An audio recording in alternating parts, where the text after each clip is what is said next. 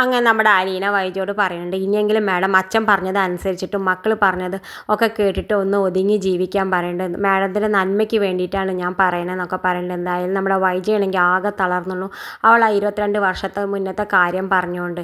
എന്തായാലും പിന്നെ കാണിക്കണം നമ്മുടെ അലീന പറയുന്നുണ്ട് നമ്മുടെ വൈജയന്തിയോട്, ഞാൻ മാഡത്തിനെ എൻ്റെ അമ്മയെ പോലെ തന്നെ കണ്ടിട്ടുള്ളൂ.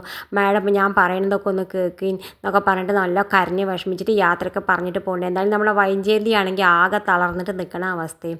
പിന്നെ കാണിക്കുന്നത് എന്തായാലും നമ്മുടെ അലീന നേരെ ചെല്ലണത് മുത്തശ്ശിയുടെ അടുത്തേക്ക്. മുത്തശ്ശിയോട് പറയുന്നുണ്ട്, ഞാൻ നല്ല ഭക്ഷണം കഴിച്ചതും ഞാൻ നല്ല ഡ്രസ്സ് ഇട്ടതും ഞാൻ അവിടെ ഡൈനിങ് ടേബിളിലൊക്കെ ഇരുന്ന് ഭക്ഷണം കഴിച്ചതും ഒക്കെ ഞാൻ ഇവിടെ വന്നിട്ടാണ്. ഇതിന് മുന്നേ ഞാനിങ്ങനെ എന്നൊരു ജീവിതം ജീവിച്ചിട്ടില്ല. അതുകൊണ്ട് ഞാൻ അവരോട് എന്നും കടപ്പെട്ടിരിക്കും എന്നൊക്കെ പറയുന്നുണ്ട്.